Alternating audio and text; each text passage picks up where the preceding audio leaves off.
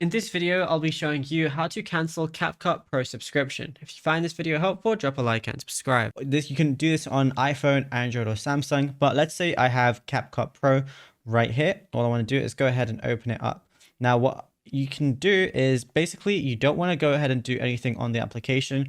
You can't simply just go ahead and cancel your subscription on the CapCut application itself. So if you're on Android, what you want to do is go to your Google Play Store, and if you're on iPhone, go over to your settings application.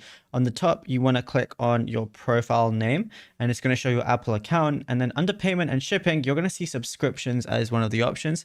So go ahead and click on subscriptions like so. It's going to show any current existing subscriptions that you might have. So just go to the one that you want to do. I'll be using iCloud as an example. And then once you open it, it's going to say cancel subscription, and it's literally as simple as that. Once you press cancel subscription, it's going to cancel for that billing period, and then you won't be billed again. Now, if you found this video helpful, be sure to drop a like and subscribe.